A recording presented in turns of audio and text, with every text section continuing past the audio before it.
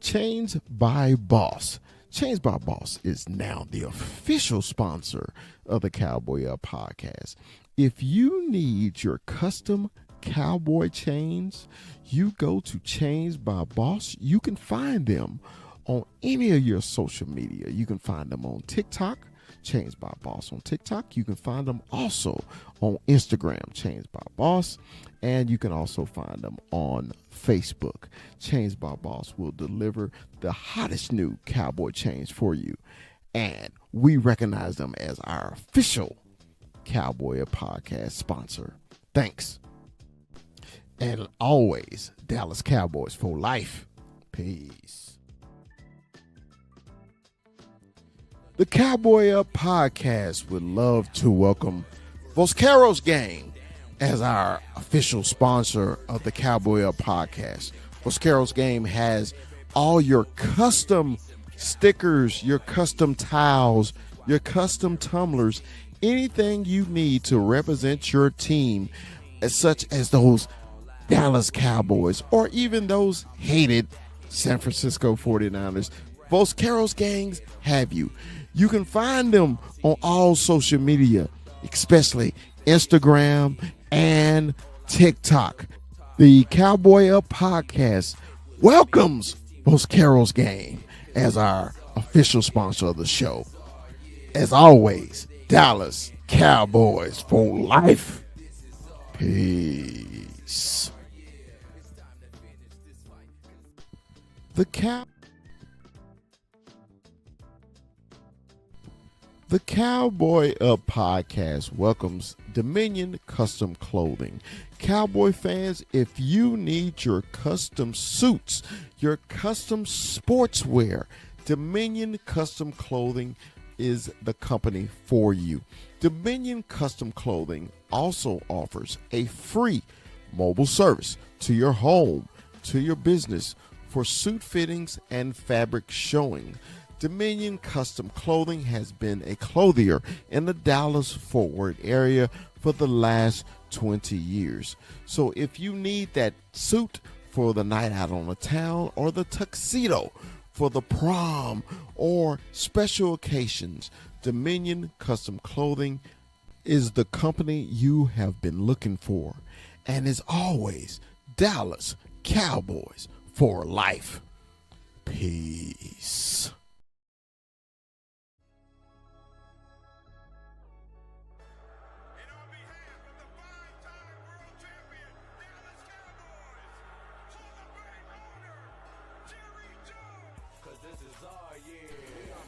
From Stop 6, Texas, it's the big fella. It's Dallas Cowboy Chris. And from the 915, Cholo Town, El Paso, it's our man, 21, Armando, 21. And from the hill country of Texas, Austin, it's our man, Retrofit Sports, Hook 'em, it's Rue. And from Tucson, Arizona, the player personnel director of the Cowboy Up podcast is Kuiper AZ. And from the great state of Arizona, he's Mikey 520.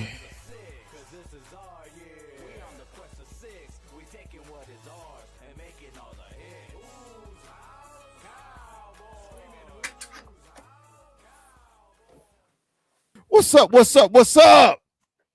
So, man, y'all know what today is. Today is Monday. And, man, what happens on Monday is the Cowboy Up podcast. Man, let me introduce the crew to you.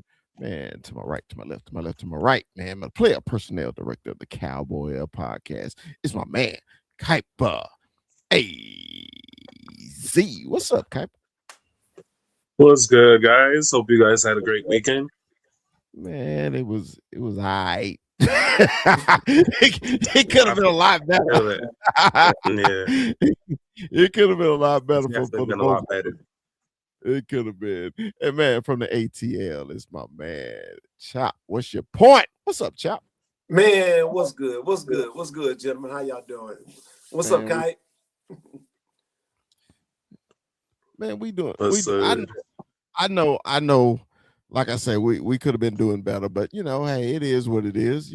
So let's go. Let's keep it pushing, man. The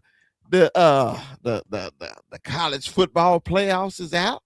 They done made they selections of 12 teams. There's a lot of folks pissed off. So a lot of people took their ball and went home because they was upset. yeah. The Cowboys had a slip up in Motor City. Man, it's a lot of things that happened over the weekend, man, that we really need to talk about. Also, I saw a little breaking news, man, a few minutes ago. They was talking about Phillip Rivers is working out with the Colts. I was like, well, damn, okay. I said, man, they desperate as crazy. Phillip Rivers ain't played in 5 years, has he? 5, 6 years? Yeah, maybe? that's why. Wow.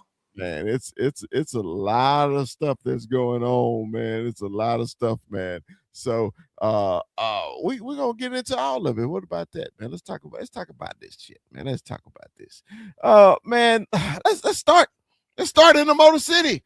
Shit, the Cowboys go up there, man, and everything that we talked about the week before, keys to victory for the Cowboys to win the game, basically did not happen. Number one, we said, hey, Cowboys better stop Jahmyr Gibbs. They better stop Jahmyr Gibbs, or it's going to be an issue. That didn't happen.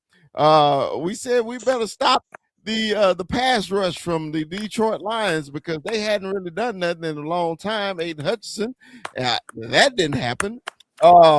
We said that our offense need to be consistent, getting the end zone in the red zone. The first half, all we did was kick field goals, so that didn't happen. It was a lot of things that we said the keys to victory for the Cowboys to beat the Lions did not happen. And guess what? The Cowboys didn't beat the Lions. And for us to be amateur commentators,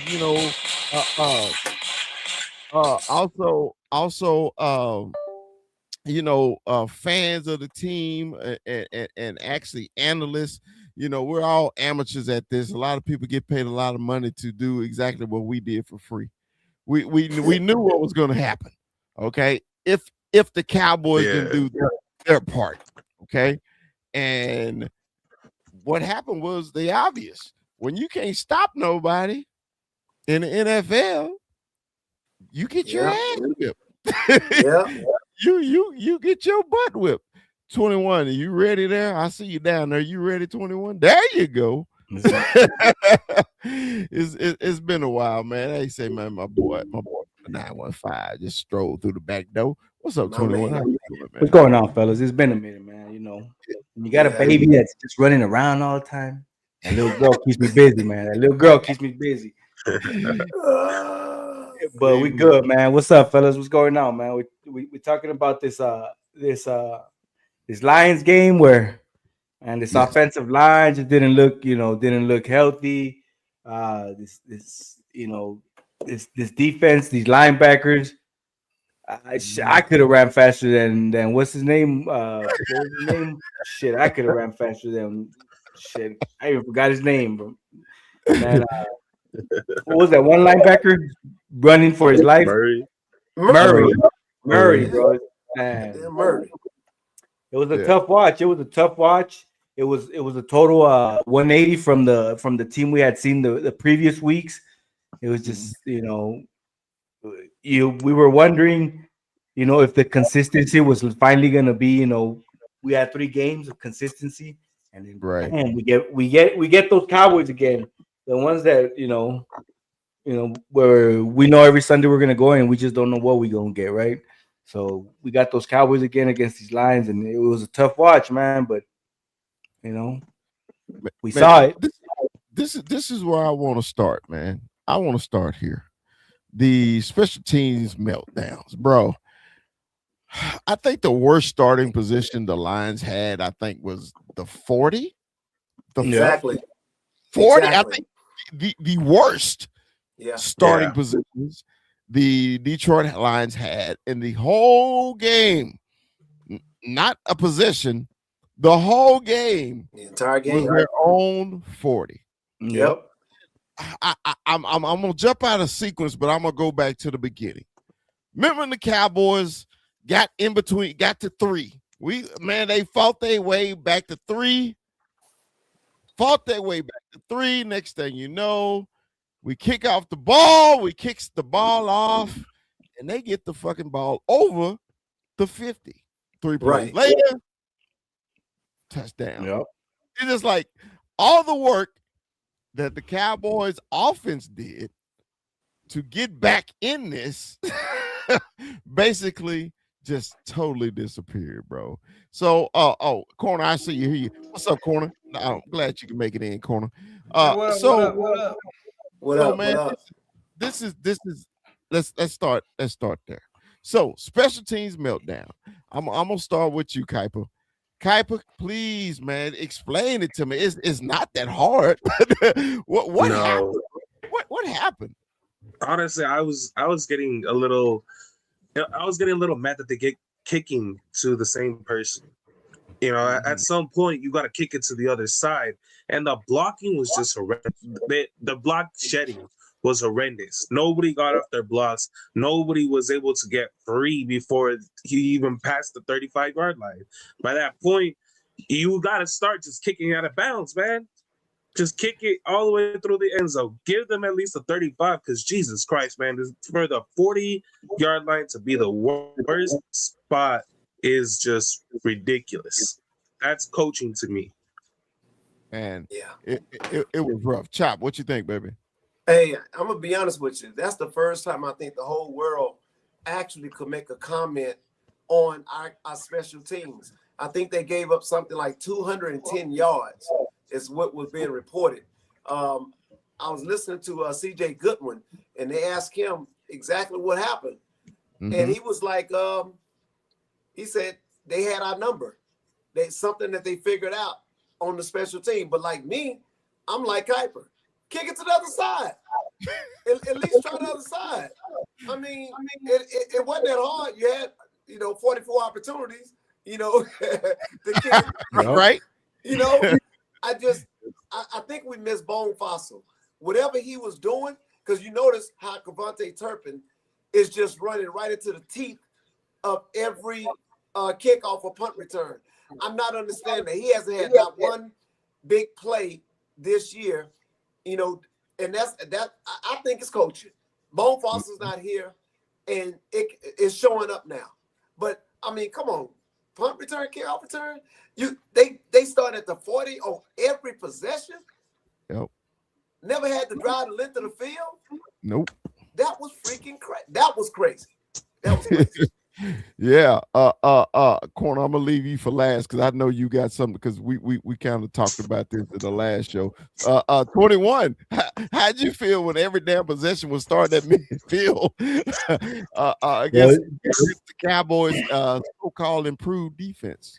It's like we couldn't just, I was trying to think. I'm like, damn, the new kickoff rule is at the 40 or what? I start every possession. I was like, damn.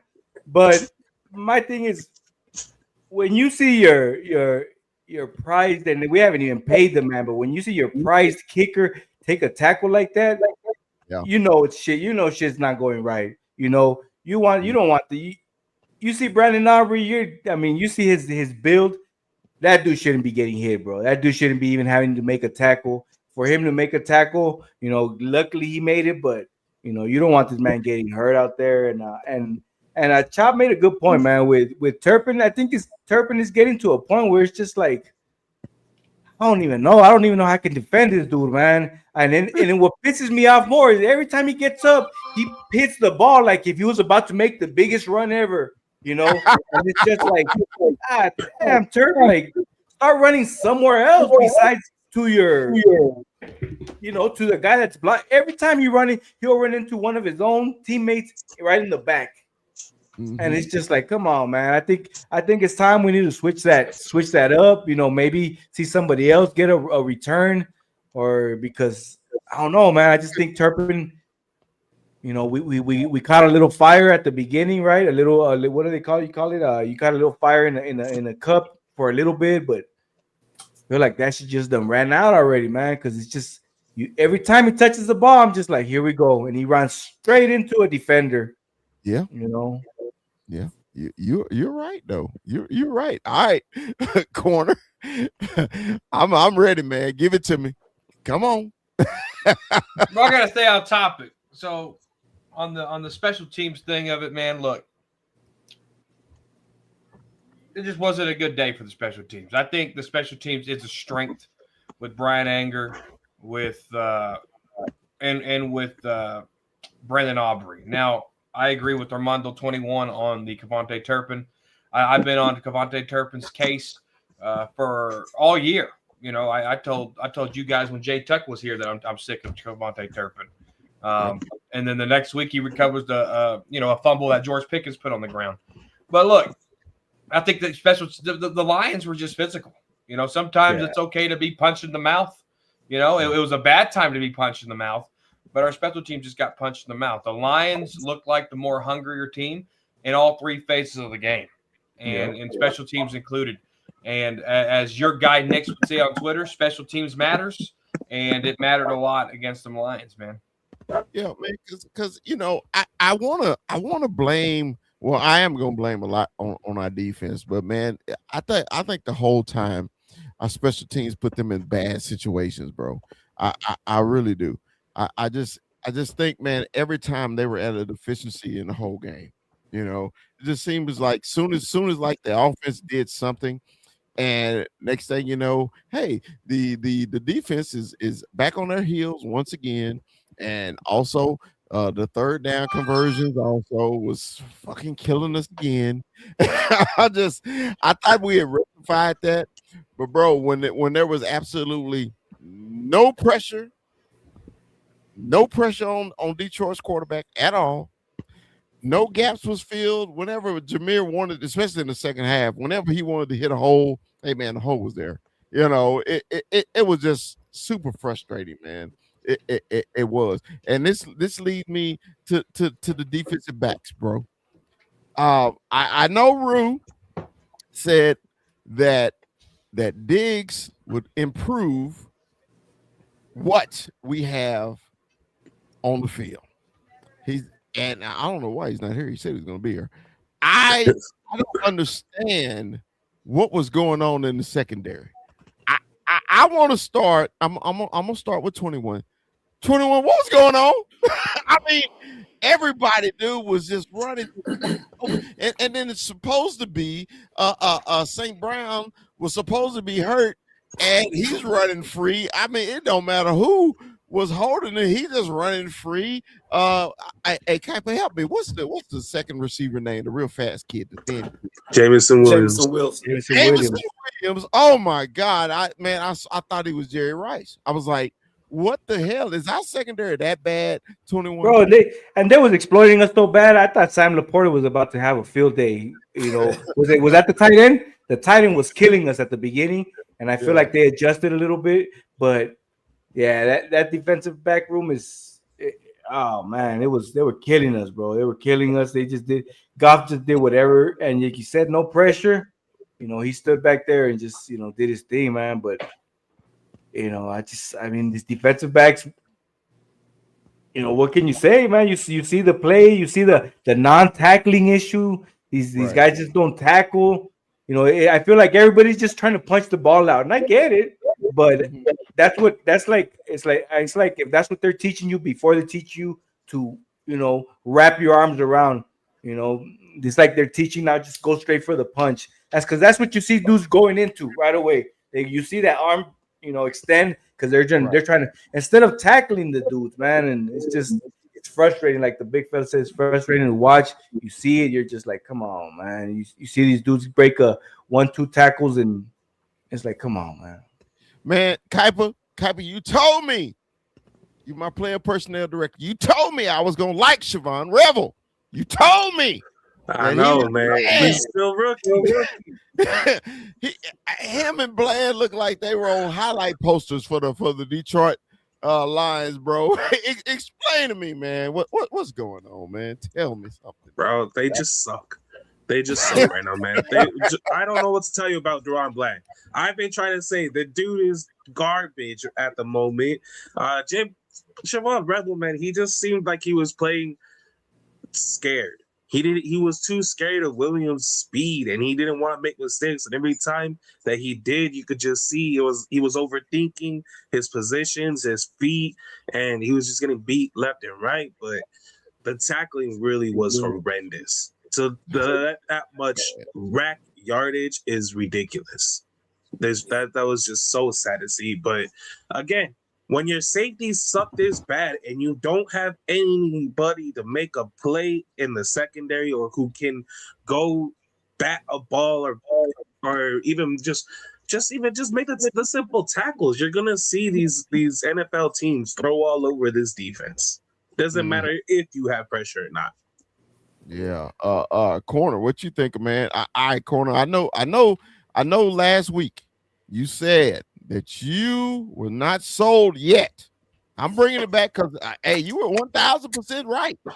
1,000. I'll up that 2,000. Now, fuck it, 5,000% right that you wasn't sold. And I said, no, corner man, they looking better. They looking better. And then once we play against a team like the Lions who can put up points, that's what we got. Explain to me again, corner. What's the problem? Tell me what the problem is, corner. Well, I'm going to stick up for Siobhan Rebel. I like Siobhan Rebel a lot. He's going to be a good talent here. I think this was his third or fourth game in the National Football League. But Matt Eberflus was the issue here. And then obviously the run defense was obviously an issue as well. So, it's almost like the Cowboys offense. You get that running game going, you're going to be able to put up a lot of points, and Pickens and CD and Ferguson and, guys like Ryan Flournoy, they're going to eat. And so that was the case here. We couldn't stop the run. And what hurt us in the past, in the passing game, we played 80% zone. 80% zone. Yeah, this is not a zone defense. How many times do we have to resort back to this? This is what Dan Quinn ran in the playoffs against the Green Bay Packers. It didn't work. Matt Eberflus running the same thing that these corners cannot do, and that is zone coverage. Siobhan Rebel is a man. Duran Bland is a man guy. All right. Kalen Carson is a man guy. These zone defenses, and I don't know what the point was of running it as much as he did. I don't know if he was nervous because Clowney wasn't out there to set the edge. I have no idea. But Matt Eberflus needs to be fired immediately because we're going to have the same headache next year. And we're going to be sitting here probably with the same record in 1 year from today and saying, why is Matt Eberflus still on this team? Because he has not learned his lesson. We are a man defense, and it's time to play that. Now, their success stems from can't stop the running game, stems from can't sack Jared Goff, and it stemmed from Duran Bland and Siobhan Rebel playing zone, period. I mean, that is the recipe for disaster for any defense. Man, all right, Chop. I saved it for you, Chop. I want you to get the last word. Cause hey, me and Chop talk right after this game. We talked for a long time after this game. Yeah. We were both really frustrated about this. Yeah. So Chop, I secondary, man. Give me your 2 foot. I know because I know you watch a lot of film, man. I know you do. And what did you see? What did you see, bro? Well, you know what? I'm gonna throw a name out there. I want everybody to go look up. And this is not popular, but that thing pissed me off. I'm not gonna even lie to you. Look up Ryan Feeder. Anybody know Ryan Feeder on the coaching staff? He's the game manager. He's the guy who prepares the team on what they need to do and what's to come. He does all the analytic work and stuff like that. Get rid of him. Get rid of him. He scoped a bad team. He prepared his team for something different than what was really on the field. Now, the second part about this, Eberflus, I've been sticking behind it, but now he doesn't learn his lesson.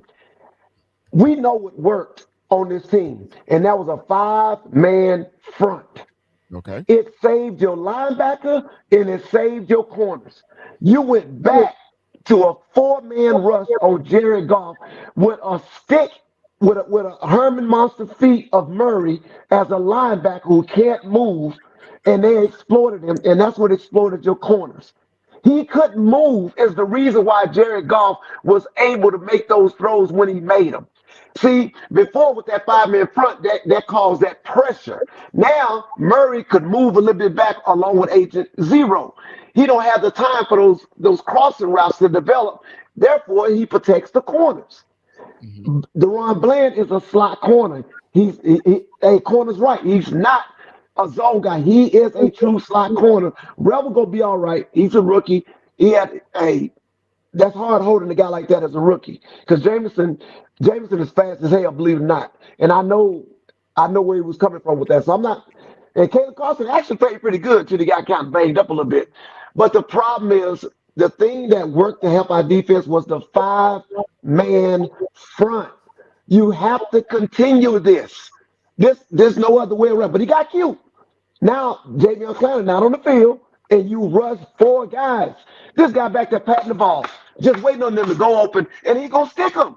There's Yeah. no corners in the league that can really stick with Ahmad, Hurt, St. Brown, and Jameson. Yeah, because he Yeah. wasn't hurt. That was a front. This guy was not hurt. I don't care what they say. He was not hurt. They got us on that one. They got us on that one. And that's our fault because we shouldn't have ever played into he's not gonna play. We should have prepared as if he was playing. And we didn't. We didn't. We thought he wasn't playing. We thought the left guard, what's his name? What's that guard name, Kuiper? Panay Sewell. Yeah, Sewell, he was questionable too. You, questionable. Yeah. All these guys were hurt. They got us. They got us. We played into that whole lie and they exposed us. But the first guy we need to really start checking, and it's for all the games, is Ryan Feeder. Check Ryan Feeder because this guy is coming up with a bad game plan. Yeah, I had to go deep because I was mad. I was upset. We shouldn't have looked that bad. We better than that. We are Yep. better than that. Yeah. Touchdown Chargers. Anyway, so man, everything you said, Chop, everything you said, man, was spot on, man. I was so frustrated. The reason I was so frustrated, man. Number one, we always say the Cowboys cannot do these bad starts. It's like game after game after game after game. We always playing from behind. And the later in the season, we started playing better teams. And we thought it had changed when they played against Philly. We thought it changed when they played the Kansas City Chiefs. The official members of the show, not the guests. Carter said, "I ain't French. What do you mean we?" Yes, the guest was not so. I gave you 1,000% that you wasn't so. God damn, can I get my little rant out? Damn, Mikey.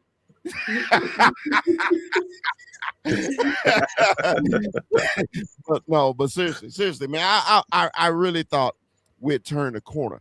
Now, I was telling Rue, I said, bro, I refuse to drink this Kool-Aid yet. I'm not gonna do it yet.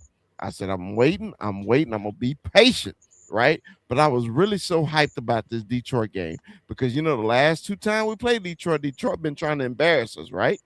They've been trying to. Hey, what's the new saying? Belt to ass to the Cowboys. Yeah. They've been trying to put belt to ass every time they play the Cowboys, right? Ever since that little skipper report game, Yep.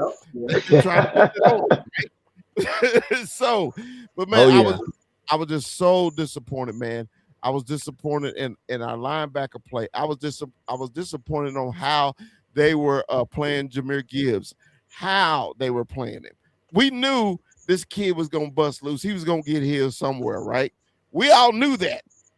But just the way they played him, and I had to give the Lions props, man. They moved him to wide receiver, they moved him to flanker, they moved him to tailback, they moved him all over the damn field just to get him the ball. And I said, one day, my coaches would do shit like that. They'll move people around. If we got a stud somewhere, Let's move him around. That way we'll get a matchup on a linebacker or get Jameer Gibbs lined up on a fucking safety. That's a win.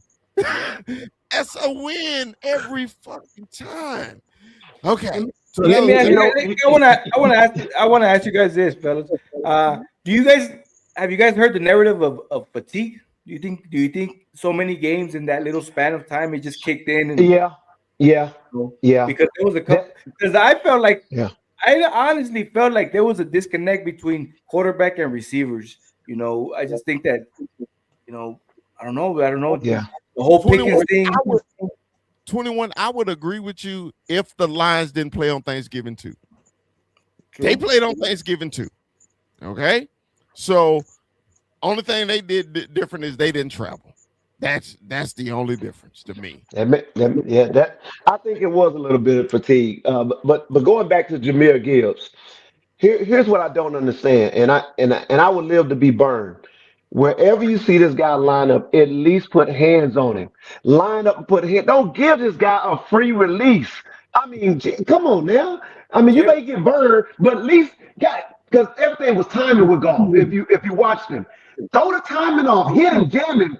I mean, he gonna get his, but punch him at the line. What I mean, God, and that's the only thing I hate about Eberflus. He don't make his corners except for Rebel. Rebel is the only one that put his hands on the guy, coming off the line. Everybody else, 8 yards off, 10 yards off, waiting on him to make his move. What the hell? You know, we scared to put hands on him? I mean, I don't care if he burned me after that, but at least I'm gonna throw his rhythm off a little bit, you know. Yeah. But anyway, Some go ahead, bro. uh go ahead, Mike. Go ahead, Mike. Go. Chop, check the private chat message if you can. But no, I don't think it's fatigue. Because the Cowboys have been doing this for a long time, and we've won a Yeah. lot of games. This schedule isn't new to the Dallas Cowboys, and so I just watched Javonte Williams' interview for the Lions game, and he said he's not sore. He feels great, right? You see these guys moving around. I mean, they're going to be a little sore. That's just the nature of football. But to say Yeah. that it's fatigue, no. And if it is fatigue, shame on the coaches for not putting a practice schedule better to take care of the players' bodies. So I don't buy into the fatigue thing. Mhm. Yeah, I mean, I think you're right, corner, because we do normally lose 2 games during that time every year. This time we only lost one. You about right. Yeah. So, We so, normally lose 2. You know. so I want to move here. 21. I want to move here. Our old line, man. Our old line became turnstiles. The Olay blocks was about to get my number 4 killed. They was about to get him killed. 21. All of a sudden, Terrence Steele has reappeared. All of a sudden, our backup tackle, who I said, hey, I want him on the field. Decided, hey, I don't want to block speed rushers on the defensive line for the Lions. Dude, oh my God. Yeah, y'all know I'm the biggest offensive line play guy here. It drives me crazy when I see Olay blocks. Okay. 21. When we just overwhelmed because the last 3 games the line hadn't pass rush and hadn't done anything. And done anything. Was it the Lions or was it the Cowboys? What was the issue? I mean, like you said, we got the return of Terrence Aluminum. I mean, was it Nate Thomas? Nate.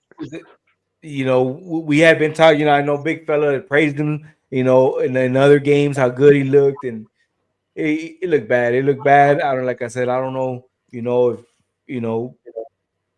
to me right now, the only thing that can come up is just what Corner said is the Lions were more hungry. They saw the playoff implications and they say, you know what, we got to go out there and do what we got to do because the Cowboys just looked like they didn't want to be out there. They just, that offensive line just kept getting, no help for Dak. At one point, I thought I saw Dak grimace, and I low key was like, "Oh, here we go." But he got up, and he was all right. And I was like, "Shit," But yeah, our quarterback was running. Yeah, Kuiper, has our offensive line woes returned? I think a little bit. I mean, you put enough film on a backup offensive tackle, teams are going to figure out how to beat them easily.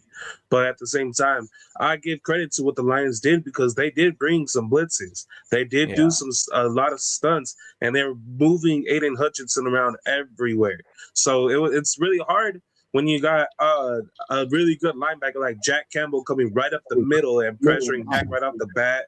When you're when you create a look where you get a free rusher, you make the offensive lineman think he's got to look inside and he's going outside. I give credit a lot to the Detroit Lions. But yeah, I'll scratch this as it'll happen once every now and then, but never this bad. Chop. You know, I think they're about right. We got beat on the edges, and I think they did see some film, like Hyper said. And I don't think it's nothing that we haven't seen before out of those two. You know, Nate is new and he plays both sides, but this is far his worst game. And once I was looking at the film, what I did notice we had a problem. Well, they had a problem dealing with the edge rushers with spin moves.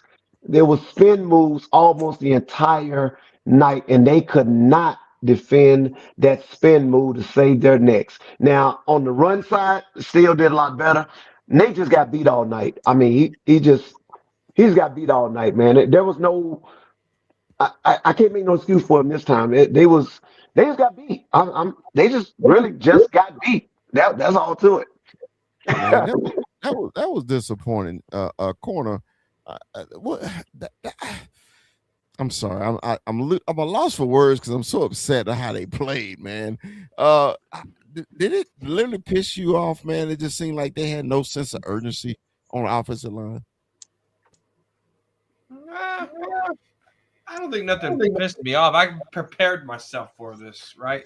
I think the Cowboys just were being the Cowboys. I mean, this is how they've been against the Bears, against the Panthers, against the Broncos. I mean, this ain't nothing new. This ain't the first time that it's happened in 14 weeks of the season. We've seen inconsistencies across this O-line many times, whether that's Terrence Steele, whether that's Tyler Guyton, whether that's Brock Hoffman filling in for Cooper Beebe, or whoever Johnny who filled in for Booker when he was hurt. We've seen a lot of rotation on the O line, and we've seen the consistencies of that, and that's very unfortunate because I really thought Connor Riley would come in here and coach these guys up better than this. But G Hampton on the other show. I was debating him on the offensive line coaching because he wanted to give Connor Riley props. I said, no, it's too soon to give him props. And the offensive line played better, but then they kind of fell back to their old ways. So it ain't that I'm mad. I'm disappointed how nothing has been fixed, and we've seen these inconsistencies all year. But let me ask you this though, Corner, because after the 3-game winning streak, you didn't get a little like, okay, here we go. You just we beat the Eagles, we beat the Chiefs. You didn't feel some type of all right, we're rolling now. Just felt like it was coming again. No, did you not watch the rerun on your own show, Armando? Yeah. No, I didn't get. Now, was I happy we won? Of course, I'm happy we won the games, but I wasn't like, oh my god, like this is looking good. We played the Raiders. I mean, the Raiders. You went up 21-0 against the Eagles, but the Eagles are down bad. I mean, I think they're losing to the Chargers now, right? And then the Chiefs, we just seen them get their butt whooped against the Texans, so that really doesn't justify our win either. All that says is we won 3 games. 1 on the road, a bad Raiders team. 2 at home, where the Cowboys score points. There was nothing that showed me that we can handle and keep up with the Lions. That's why I picked the Lions to win. Because the Cowboys, now if the Cowboys beat the Lions, I would have been pumped. I would have been a lot more optimistic. But we've seen this movie. We've seen the sequel. We've seen the episode. We've seen the rerun. We know this team, and I know just by my eye test that nothing changed. So, corner. Do you think if CD wouldn't have went out, do you think it would have been a difference? No, the Lions were determined to win that ball game. Yeah, We weren't. We weren't Yeah. determined. Nah, you can They tell. were determined. You can see it on the field that they weren't determined, and the Lions Yeah. they were hungry. They knew the implications. Yeah, yeah, but my whole thing is, hell, we knew the implications too. It didn't Shit, look like it though. we knew that the Cowboys literally basically got to win out. Okay, so this was a playoff game against the Lions. It was a playoff game. So that's why I was so frustrated with the defense and the defensive performance, especially in the coaching performance of the defense, and the offensive line play, because it was a playoff game. It was a playoff game. So go ahead, corner. And I'm not trying to debate or argue here. Yes, we could talk about the defense. We could talk about the offensive line play. But where was the urgency at in kicking field goals and not going for it on fourth down? Where was the urgency of getting the routes open and setting up better things, right? There was no urgency. Dak was off that game too. A lot of high passes, a lot of low passes. This was a special teams, defense, and offense and coaching disaster loss. This is on everybody. We can nitpick, big fella, but we have to look at this as a whole painting here. And this was a team destroyment. All right. Okay. I want to rebut that about the field goals. I think the Cowboys learned from their mistake when they went for fourth down, wasn't getting points. Okay. Yeah. If you think about it, corner, those field goals kept the Cowboys in the game until late. Okay. Because after all those field goals, we were still down 3 points. We were down 3 points. Now you can't deny that though. We were down 3 points. And if it wasn't for the special teams giving the Lions that's it. the ball on our 45, right after we got it, cut it to 3 after a touchdown from the offense, I think that's the difference. They decided not to make these same mistakes. So say if they went for fourth down and didn't get anything, bro, we wouldn't even been in the game. Hold on. Okay, go. I'm gonna take a page out of Schottenheimer's book, big fella. Work with me here. Okay, is the game won in the first quarter? No, sir. Is the game won in the second quarter? No, sir. Is the game won in the third quarter? So if the game is won in the fourth quarter, why the hell are you kicking field goals in it? Because it kept the game close and knowing what your special team's doing and what your defense is doing, you decided to kick a field goal. You're supposed to put the dagger in the net and go score a touchdown. But we were never up to put the dagger in. He was kicking that's field when goals. You're supposed to do it. He was kicking the field goals to stay in there. No, you have to go in the fourth quarter. That field goal was BS. The moment we kicked that field goal, I knew we were losing. Okay. Well, actually, honestly, I really truly think we lost that game on special team and the turnovers. I think that was the matchup. If you look at the yards, hold on, Colin. If you look at the yards, you'll be like, how did Dallas get all these yards? Because we had to drive the length of the field. If you look at theirs, it's like they had less yards that they covered. And they didn't have to cover it long. We lost that game with the turnovers and special team. Like I said, it was over 200 and some yard of special team play and 3 turnovers. You're not gonna win. Offense was doing what they had to do, even without CD Lamb. Of course, the defense couldn't stop a nosebleed because the field position sucked. And they just got outmaneuvered our coach after a while. They just got our coach. They knew exactly what we wanted to do. So they would combat that whole thing. But the field possession, the position of the field was horrendous. They worked on a half of field the entire night. Now, is that an excuse? No, it's just facts. 200 some yards of special team. We've never seen that before out of Dallas. We've never seen that before out of Dallas. Defense, we've seen that before. We've never seen that. And 3 turnovers, you're not going to win. You're not going to win. Get in this, Kuiper. Oh, man. I think it's just At the same time, man, there was just a lot of a lot of mistakes made by the skill position players too.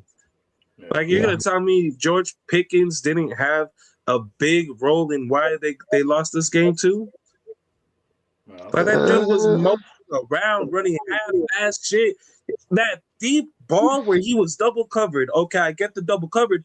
He routinely makes a catch like that though, and at least goes up for that shit. He didn't even try. It was right there for him to at least try, and he gave up. But I do agree, man. The special teams really did at least 60 or 70% of the blame because play calling changes a lot when you're at the 40-yard line rather than the 30 or the 20. 21. You want some of this? No, I agree. I agree to some. I know that there was the big narrative of George Pickens double teamed, right? He was always double teamed. But there some of those runs, I get if you're double teamed, but I mean if you at least make the cuts and but when you're jogging and trotting, I feel like if you're a defensive player, you're gonna be okay, he's trotting, so the ball is not gonna be there, right? And I don't know. I just think something was off. I think something was off with both CD and Pickens. What it was, I don't know. But there was something off. I think it was. I think it was more than just the fatigue or the play or him being double teamed. There was more around that, and obviously we don't know, right? We don't know the circumstances, but I do feel like there was more going on there. Come on, Corn. I'm gonna give you your last word on this. No. What was going on was they got too big headed. That's true. Yeah. Dak Prescott before the football game told James Slater that it was going to be like last game. They were going to throw all pass happy. They're going to light him up. He should have shut the hell up. Yeah. The moment my buddy, fifth quarter Cowboys, he texted me that. I said Lions by 20. Damn. When Dak says stupid crap like that, this is the result you get. I didn't like it. I didn't like I didn't either. I ain't like the result. I know, man. I know, man. Only one I didn't like the results. I didn't like it. And you was at work watching it too, big fella. No, I did good, bro. I did good. I didn't watch it. It was some guys at work kept trying to come by and holler at me. I was like, bro, please don't do this to me. Don't do this to me. Please don't do this to me. I say the big fella can't take it, man. I was about to die. I say, don't ever give me a Thursday night game again at the end of the season, Yeah. But it was good. But when I got home, and I'm fast. One good thing about watching it, trying to catch up, you can fast forward through the commercials. You know what I mean? So Yeah. that was one good thing. But man, I was really disappointed on how the game started. I really was. I was just like, here we go with this bullshit again. Yeah. Here we go. I mean, can I get one game where we start out on fire and we stay on fire? That's all I want to, man. I'm in that Tom Landry. Hey, Chop right there with me. We were around the same age. We was in that Tom Landry. Let's streak into the playoffs. Hey, we supposed to be prime right now because like Parcells say, you know what team you are right after Thanksgiving, right? So after Thanksgiving, we were thinking we had a pretty damn good team. Yeah. You were 500. Psych. So we thought we had a pretty good team. I know I love Corner. Know I love him. He know I love him. I know we were 500 Corner, but after we had just seen from the Eagles game and then the Eagles game, I get it. We came back and it was after we had seen, we took down the last two Super Bowl winners. I got hyped. I drank the Kool-Aid. I took a sip of the Kool-Aid. I didn't drink the full cup, but I took a sip. Right. And then the Lions brought me back down to earth. I said, all right, man, yeah, I shouldn't have took that sip. But I took a sip. I thought everybody had taken a sip of the same cup. I'll take a sip to this. Hold on. It's not the same team. The Eagles and the Chiefs, who were in the Super Bowl last year, will not be in the Super Bowl this year. Yeah. You have to take it at face value. That team doesn't have Kellen Moore. You see what I'm saying? That team doesn't have a lot of the pieces that it had. It doesn't have Darius Slay. It doesn't have C.J. Johnson Gardner. It doesn't have those pieces that got him there, right? So when you look at this as a whole, all we did was we beat the Chiefs, 2025 Chiefs, and we beat the 2025 Eagles. We didn't beat that Super Bowl team. True. The propaganda from the media always get our mind racing. Hey, we beat the two teams that was in the Super Bowl last year. Yeah. Oh well. Anyway, I got a few more subjects, man. Before we move on, dude, I got a few more. Look,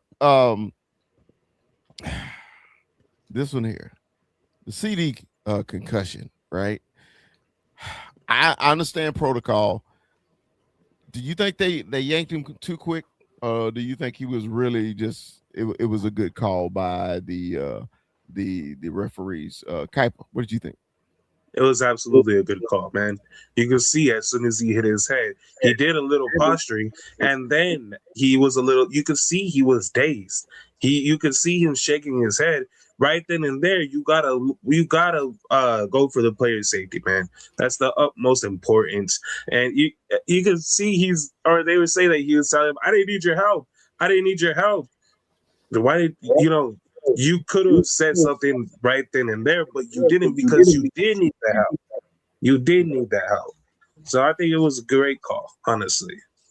21. Your call, was it premature or was it a good call by the ref? Definitely a good call, but I think what CD was kind of fighting. I think it was a split second where he postured and then he snapped out of it, and I think he was trying to fight it. That's what I think he was trying to do, because if you seen him, he kept trying to like act like he kept reaching for the ball. He was trying to fight that, when you get hit in the head and you get that shakiness. I think he was just trying to fight that, but it was a good call. It was a good call. I wouldn't be surprised if he's out a couple weeks, but maybe this week, right? But it was a good call. You gotta give it up for the safety of the players, and you saw the posture right quick. It was quick, but it was there, and that was the sign right away. To pull him. Yeah. Chop. Have they said anything about him? I know he's in the protocol, but have they cleared him yet, or is it still day to day?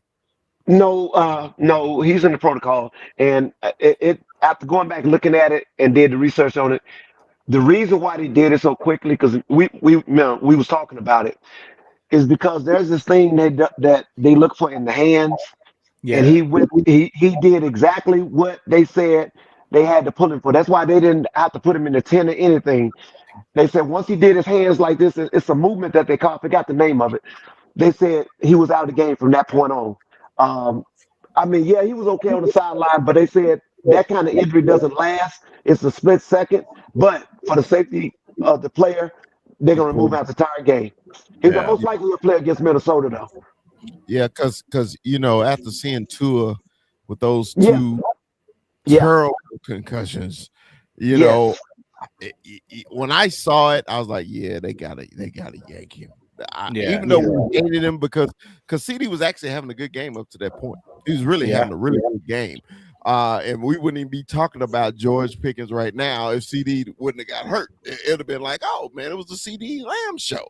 But I'm gonna segue into that with Corner. All right, go ahead, Corner. Go ahead. Say what you gonna say. It's called asphyxia.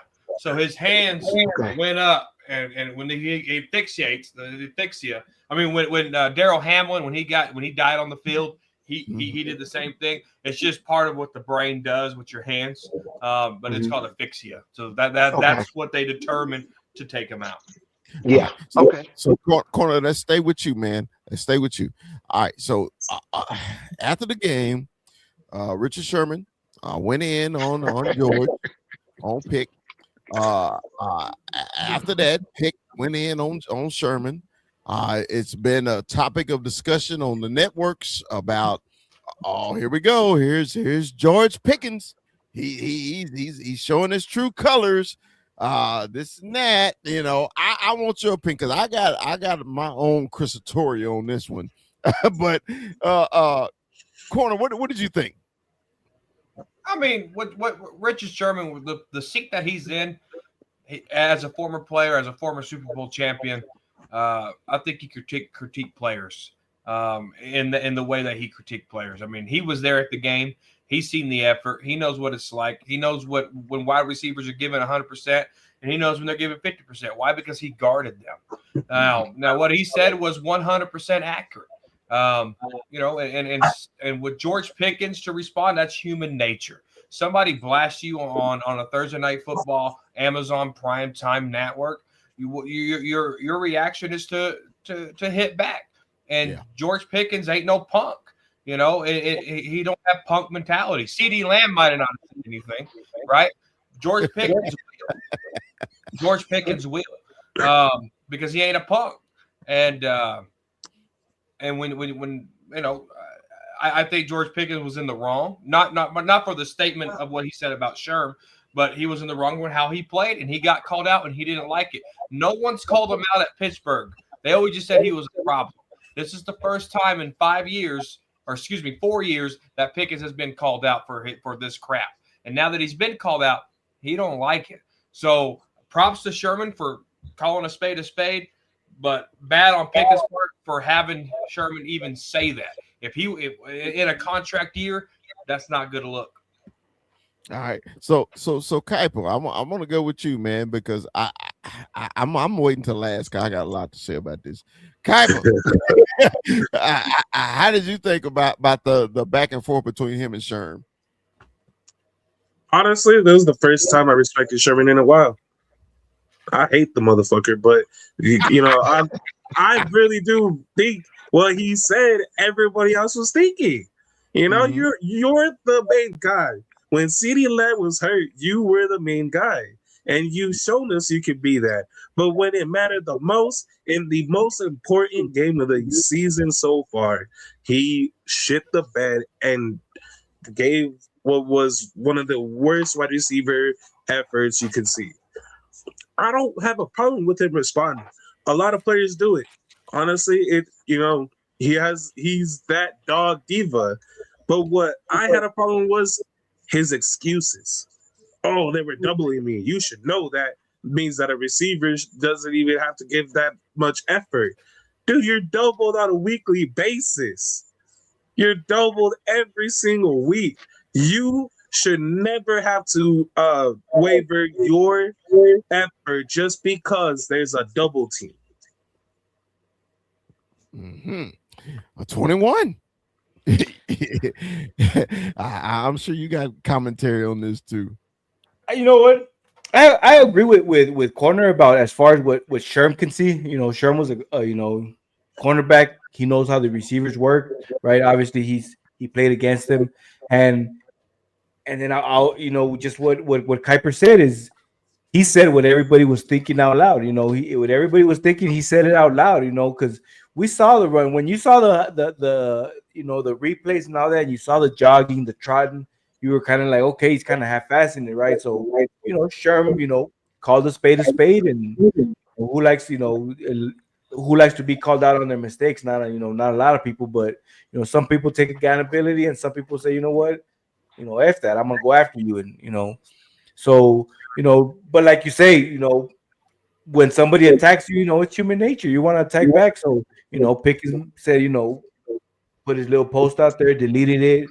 That to me, that's what I don't like. I don't like when you post something and then delete it. Like, leave it up there. If you gonna stand on business, stand on business. Leave that shit up there, right? Yep.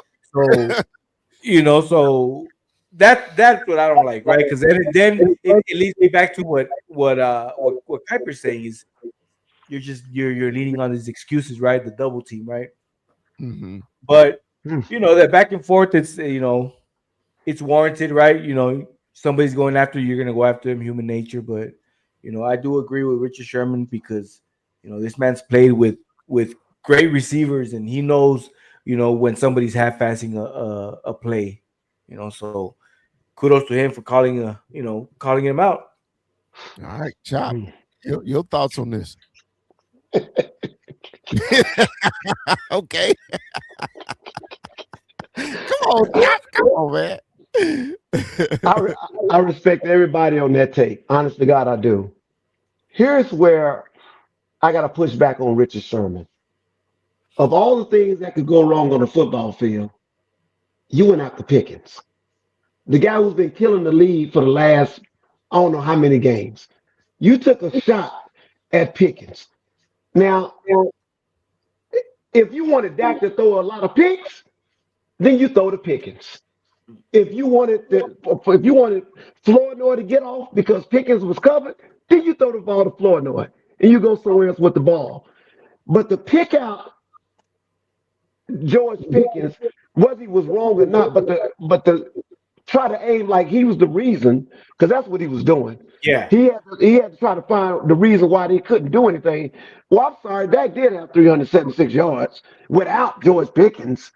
So find another hole to do it. And then the way he did it, he was professional. I can't say nothing about it. That's what he does. He was professional when he called him out, and all the cameras started cutting up all the film on George Pickens, and then it spread it like wildfire. Well, hell, you could have did that with the doggone tackles in a big game. Why are the tackles playing like that? Why are they not holding up their blocks? But no, you went to Pickens because it is a contract year, and he's been getting all the shine all year. Okay, he had a bad game. Okay, he was out of it. Okay, y'all forgot when Pickens did start the game. That's what started the first interception. Dak went right at him, and they were sitting on those routes. It hit him in the hands. He should have caught it, but it hit him in the hand, and it was right there.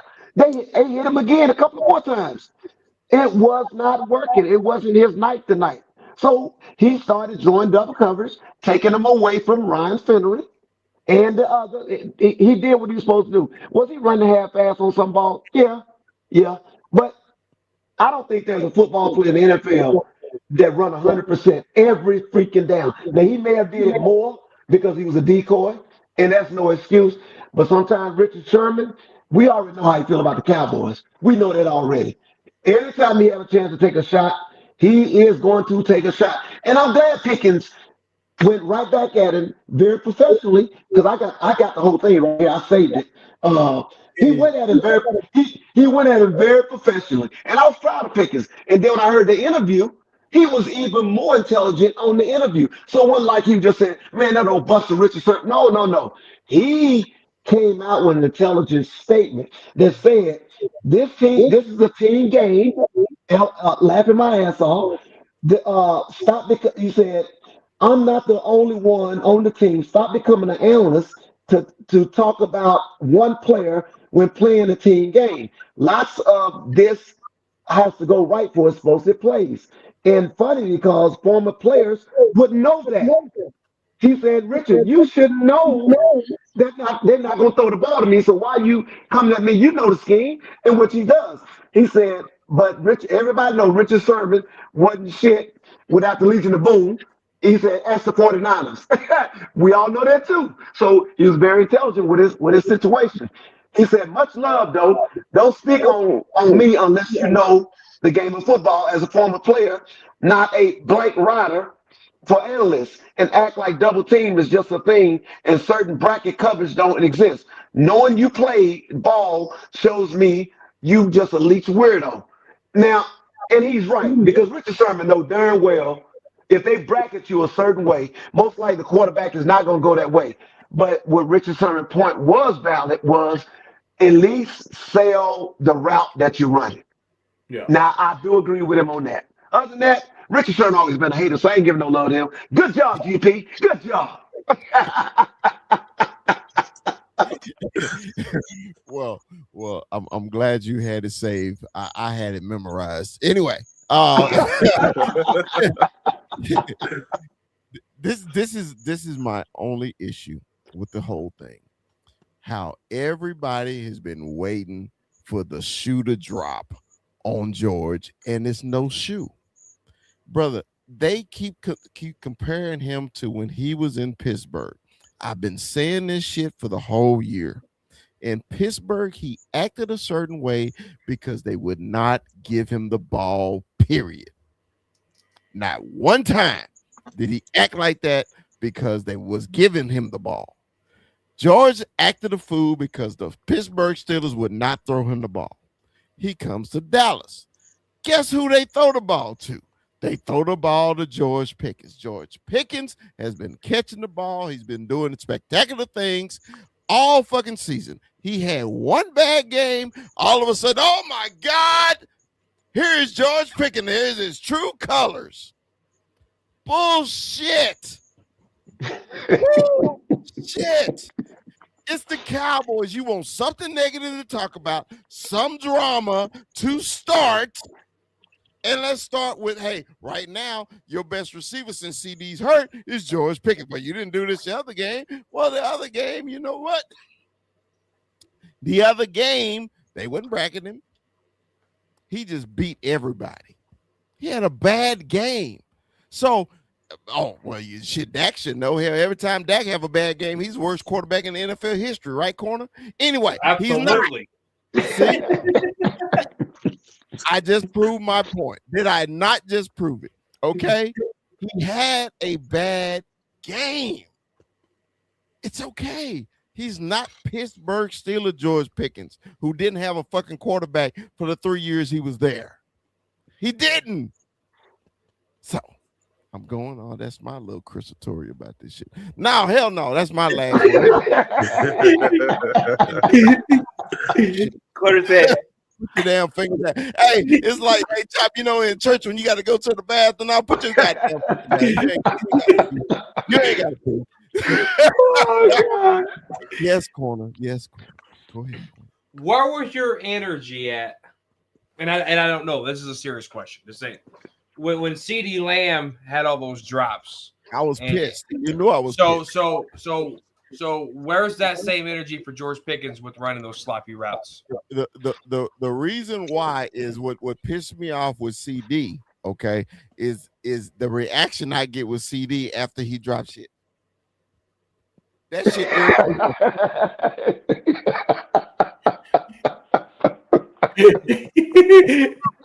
Y'all know it. Y'all know it. Y'all seen it, right? Whenever fuck that. Catch the ball. Anyway, that was my energy. I love both of them, but hey, you know how it's like your kids, but ain't nobody else talk about these motherfuckers but me. Anyway. We know. So the question is now, man, is it over for the boys? Is it over? Right now the Chargers is winning 7-3 as in the second quarter. Everybody watching the game, I'm sure y'all got it on y'all. 7-3, 11-25 in the second. This is what irritates me. The reason why I wanted the Cowboys to keep winning is because I hate depending on other people to lose. So now we're on that. We're watching other motherfuckers to lose. The only way the Cowboys get in the playoffs is they win the division. The only way they win division is if the Eagles lose. So, 21, is it over for the boys? Never over, man. It's never over till that fat lady sings and she ain't sung yet, so it ain't over, man. It ain't over, so it's over. 21 saying that shit ain't over till it's over. Kuiper, is it over for the boys? Man, you have no shot at making a wild card position, and the Eagles win this game, absolutely over. They lose, you maybe have like a 20% chance. But I take it. I'm like, no, man, you gotta win out against a gauntlet of opponents, dude. And the Eagles have what? The Commanders and the Giants left on their schedule? Yeah, the Bills. Yeah, and the Raiders. And the Raiders, yeah. They're not losing enough games for you guys to sneak in. Mm-hmm. That's why I'm so mad at that Detroit game. Cowboy Corner, is it over for the boys? I know you said it was over 2 weeks ago, but I know the answer. But I'm gonna ask you anyway. Is it over? Cowboys? I'm gonna give you what has to happen. Okay. The Cowboys have to win out. The Eagles need to drop 3. So if the Eagles can lose to the Chargers and the Eagles can lose to the Bills, there's 2. There's only one team that can do it, and that is the Commanders. Now, if they lose this, Kuiper's right. If they win this game, it's not happening unless the Commanders can beat them twice, right? If they lose this game, we got to be a Commander fan for 1 week. But we have to win out. But the Eagles have to drop 3. starting with this game, and we have to win out starting with the Vikings. So they have to drop 3. They have to drop 3. They have to lose 3 games between now. So they got the Chargers, who they're playing now, Raiders, Commanders, Bills, Commanders. The only problem with that damn Bills game is if they pull starters because they're going to the playoffs. Yep. They have to lose 3, and we have to win out. But guess what, guys? Let's just build this shit for next year. No shot Cowboys make the playoffs. All right, Chop. Is it over for the boys? Chop. You know what? I don't know. There's more scenarios, guys, than just the Eagles losing. And I don't know if you actually went down the NFC South and NFC West.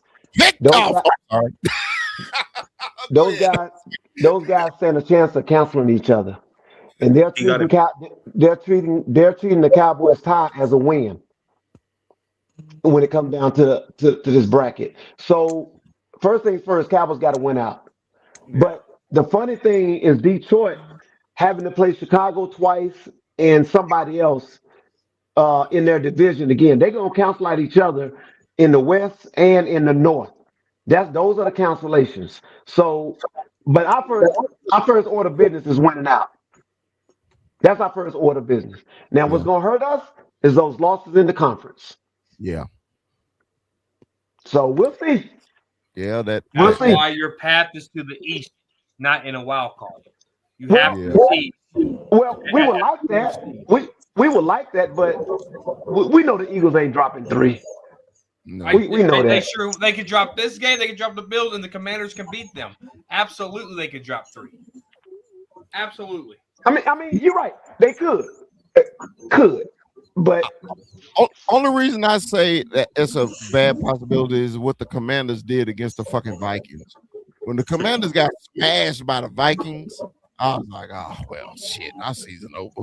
Because I'm like, dude, because that's a winnable game for them. Because the Vikings was playing just as bad as they were, and they got smashed by the Vikings. Jaden Daniels coming back next week. He didn't play last week. He should. He didn't play against the Vikings. Dan Quinn held him out. He got hurt. Oh, okay. No, he got hurt in game. He got hurt in game. He played and he re-injured his elbow. The same elbow. Oh man. This man needs to quit doing pregame in the bathroom. They'll get you corner. They're gonna get you corner. He gotta lose an eye and an elbow. He's so stupid.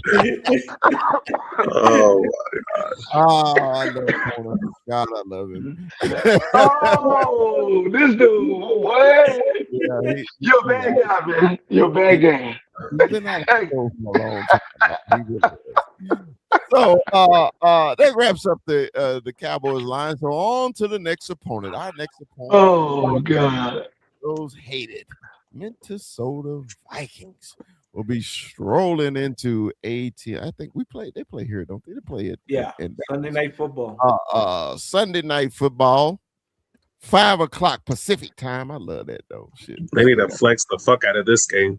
Hey, watch it. Flex. Don't get a win. They will never flex the Cowboys out of a damn Sunday night game. NBC prime time. They did it once like 2 years ago. But that's because we were just trash. Yeah, we were trash that year. Look, never will they flex them if they got any hope of anything. The Cowboys draw too big of a number. Ask the people in Thanksgiving, okay? Too big of a number. Too big. I'm sorry. They will not get flexed. You know, I don't like that.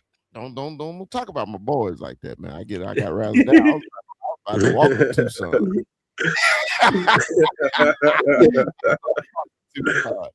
But look, man, the Cowboys versus the Vikings, man, Sunday night.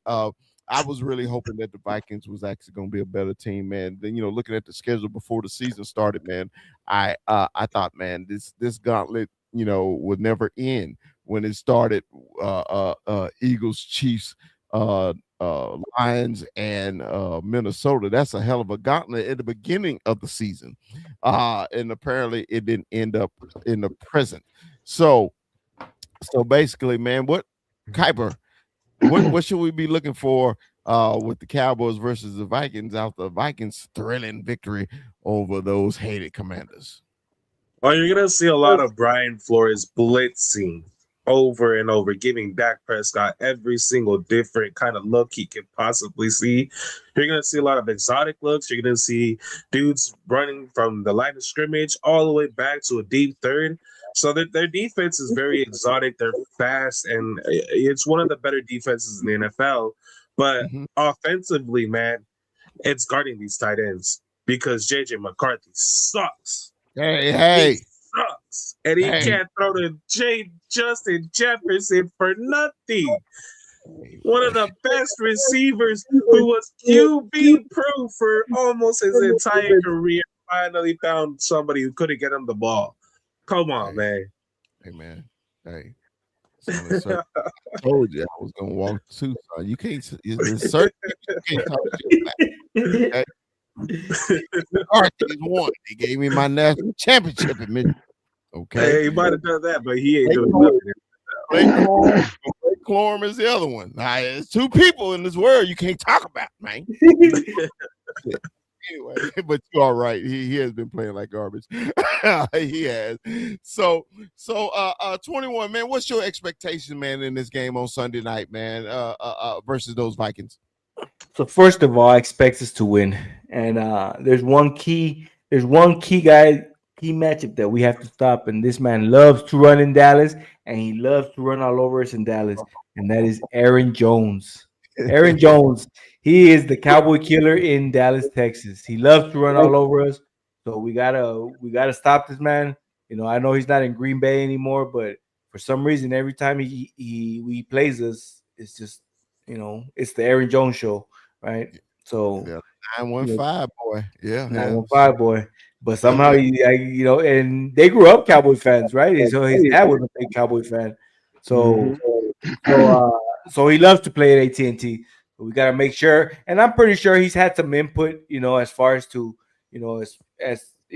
letting them know, hey, you know, give me the rock, right? So Mhm. we'll see how that goes, but stop Aaron Jones. All right. Chop, man. What's your thoughts on these Vikings, brother? These Vikings. I'm picking back off of 21. He is exactly right. That is the key. And Kuiper, he's right as well. Brian Flores has always been a problem for the Dallas Cowboys, and Aaron Jones has been the other problem. We have to give attention to those two, but I do think the Cowboys will come out with a sense of urgency in this Yeah, game, and I think it's going to be a situation where they're going to do whatever they can to win this game. All right, corner. it's Monday. I usually do my game breakdowns around Tuesday, Mm-hmm. so I don't know much about the Vikings yet, but I will. But on paper, Cowboys should beat them, and yeah, that's all I got. Oh, I love when it's short and sweet with you. It's so awesome. Uncommon. Yeah, but for some reason, every time he's a Viking now, but for some reason, every time Aaron Jones has played at AT&T, he's killed us, man. I don't know Yeah. I don't know. Yeah, he's older though. Yeah, he's older, and I know he's a little bit hurt now, but you know, Yeah. just playing at AT&T, man, it does something. I feel like it does something to him. I'm more He, scared of Kyler Murray at AT&T than I am Aaron Jones. I threw that one in for Kuiper. I'm just kidding. Man, wherever he goes to next year, he's going. If he plays out, he's whooping you. probably true. Probably so. You, you, I will say this: their cornerback department don't scare me. I will say that. The which Yeah, which but that's a lot of the The, pressures. All the the pressures that corners. they give off, it really helped them a lot. So with yeah. Jonathan Allen and Javon Hargrove, yeah, yeah. Well, our team does make superstars out of average quarterbacks too. So No, don't even shit. Don't even speak that into existence, man. But hey, man, Yeah. you think about it, man. Shit, there's some quarterbacks you think wasn't gonna do anything against us, and they throw 300-400 yards on us. So, I know Kuiper is dogging out JJ, but shit, our secondary, they ass like the moonwalk instead of cover. Shit, fucking posters. Career day defense is back. Yeah, the career day defense is back. So we'll see. We will see. All right, man. Anybody want to pick some games? Let's do it. Let's pick some games and let's get the hell out of here. All right. Oh, you got to run 21, or do you want to Yeah, pick? let's go. No, I was about to tell you, but let's go. We're good. All right, well, let's go. Let's boogie, man. We'll go through them real quick, man. All right. Thursday night football, ATL versus Tampa Bay. I'll take Tampa Bay. 21. Tampa Bay. All right, Kuiper. Shake and bake. Chop. Tampa Bay. All right, corner. Tampa. All right, Cleveland. Hold on, sorry. Cleveland versus the Bears. I will take the Bears. 21. Taking the Bears, big fella. All right. The Bears. Chop. Browns. All right. Corner. Capital corner. Bears. All right. All right. The Ravens versus Cincinnati Ravens. Fuckers pissed me off yesterday. Give me the Bengals. 21. Yeah, I got Joe Shiesty, man. I got the Bengals. All right, Kuiper. Yeah, give me the Bengals. Chop. Give me the Bengals. Corner. Bengals. All right. Arizona versus Houston. Give me the Redbirds. 21. I'll take Houston. All right. Kuiper. Give me Houston, man. We're not winning another game. Yeah. I beg the difference. They're gonna be Houston. All right. Chop. Houston. All right. Corner. Houston. All right. The Jets versus the Jags, man. The Jags is in first place. Give me the Scratchy Kittens. 21. I'll take Jacksonville. They look good this weekend. Kuiper. Yeah, give me T-Law. All right. Chop. Give me them Jags. All right. Corner. Give me Jags for their 10th win. All right. The Chargers versus KC. KC is done. Give me the Chargers. 21. I'll take KC. I think they still play out. All right. Kuiper. Give me the Chargers. All right. Chop. Give me the Chargers. Corner. I think I picked the Chargers. Yeah, I did. I picked the Chargers. All right. This is a good game. I like this. Buffalo at New England. New England already beat them at Orchard Park. I think the Bills will get them here. Give me the Bills. 21. I'll take New England. All right. Kuiper. Give me New England. All right. Chop. I think the Bills take this one. All right. Corner. Patriots. All right. Oh, NFC matchup, man. The Commanders versus the Giants in New York, man. Give me the Giants. 21. I'll take the Giants. All right. Kuiper. Give me Washington. All right. Chop. Give me the Giants. All right. Corner. Give me the Commanders so they can get that confidence to molly whop these Eagles. All right.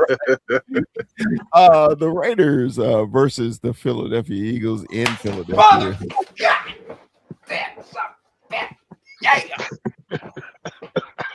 We watching the game too. Cut. All right.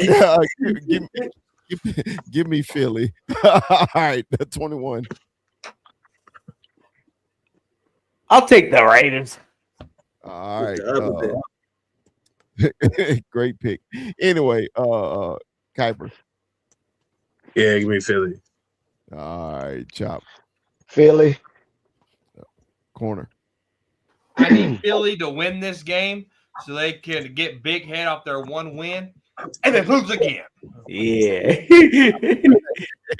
All right, this is a beautiful game. Green Bay, Denver in the Mile High. Man, I'm still I know they record, but I'm still not a believer in Denver. Give me Green Bay.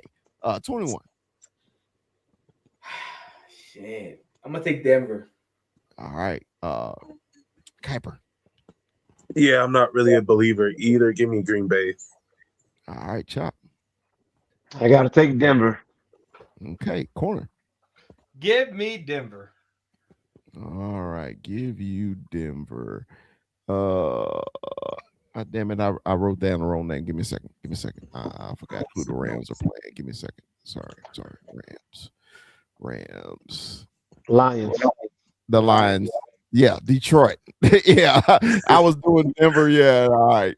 So it's Detroit versus this is another good damn game. Denver and Detroit and the Rams in LA. Give me the Rams. 21. Yeah, I think Detroit let it all out this weekend, so I give me the Rams. All right, Kuiper. I think Detroit comes out hungrier than ever. Again, give me Detroit.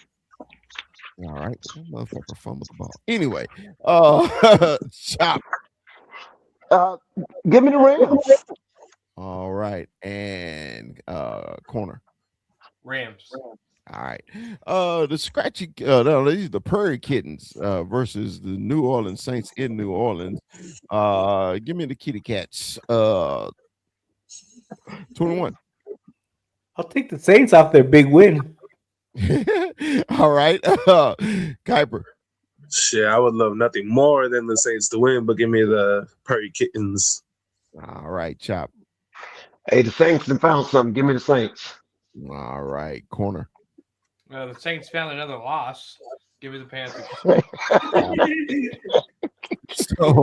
So the Colts then lost their quarterback, so their season is basically over. If they make it to the playoffs, they one and done. They here in the beautiful rainy city of Seattle. Give me the Hawks. 21. Oh man, I heard some rumblings. Colts might go after Joe Flacco, so I don't know if they're gonna be done. But yeah, I got Seattle, man. Seattle, they look dominant right now. Yeah. Kuiper. Not Joe Flacco. It's Philip Rivers, the man who made his own football team. But give me the Seahawks. All right. Chop. Seahawks. All right, corner. Give me DeMarcus Lawrence and those Seahawks. All right, Mr. Quit himself. All right, Tennessee versus San Francisco. Give me the Niners. 21. San Francisco. All right, Kuiper. Steamroll Niners. All right, Chop. Niners. All right, corner. Give me who did I pick? Give me Niners. All right. Monday night, Miami versus the Pittsburgh Steelers. Give me the Dolphins. 21. Miami. I'll take Pittsburgh. All right. Kuiper. He always finds a way, man. Give me Tomlin. All right, Chop. In the cold, give me the Steelers. All right, corner. Just give me the Steelers. All right, and Sunday night. No, Metcalf has stomach pains. Switch it to Miami. All right, you on Miami. All right, Sunday night football. Your Dallas Cowboys versus those hated punk ass Minnesota Vikings. All right. NAT&T, Arlington, Texas. It ain't Dallas, Texas. It ain't Dallas County. It's Tarrant County, fucking Fort Worth, Texas. Goddamn it! I'm sorry for people down there where AT&T was. In lovely Tarrant County in the 817. Your Dallas Cowboys. Hey man, give me the Pokes. Give me the Cowpokes. 35-17 Cowboys. 21. Give me the Cowboys. I'm gonna drop a 40 burger, 40-10. All right, Kuiper. Give me 34-13 Cowboys. All right, Chop. Yeah, this is hard. It'll be Cowboys, but give me 34-27. Who's close one? All right. Close one. All right. And Cowboy Corner, you got the last pick. 31-20 Cowboys. All right. So, man, appreciate everybody, man. We squoze it in on this Monday Night Football. We know 21 got to go. We all watching this damn Eagle game with intensity. Man, we appreciate you, man. Everybody, like, subscribe to us, man. We appreciate you joining us. And like what Big Fella always says, Dallas Cowboys for life. We'll see you. Cowboys. Peace.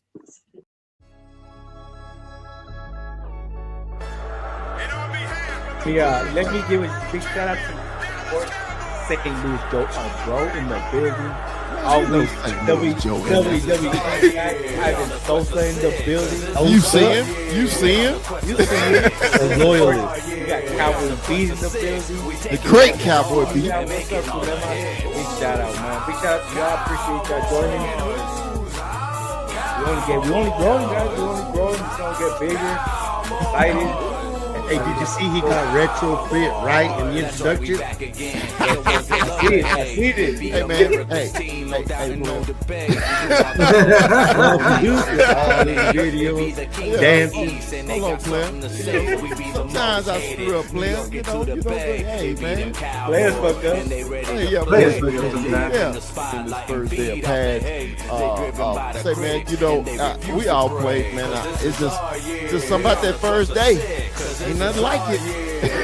It is nothing like it, man. Because now to me, tomorrow tells the truth. Today was the first, but tomorrow tells the truth. This will tell you about I'm sick of this shit, man. I'm sick of this shit, man. You know, I know we all co-hosts, but you know, I like to have a little quick monologue before we get into a subject. You know, your ass always got to spread shit and eating wings and Motherfucker sprint. Calm down. I haven't sprinted in 5 years. Calm down, Mikey. Calm down, Mikey. What you sprinting right now? Yeah, we got a long show. We can go as long as you want to, man. So 21, what you got for Brock today, man? Pleasure to meet you, Brock. I appreciate the love on TikTok, man. Shout out to Brock, man. Welcome to the show. So hey, I got the hard hitting questions, so I got the controversial. Yeah. You'd have come out with that Waterburger in and out one, right? We kind of keep it light, but big fella, I gotta hit him with Walter Cronkite stuff here. Okay. Drake or Kendrick?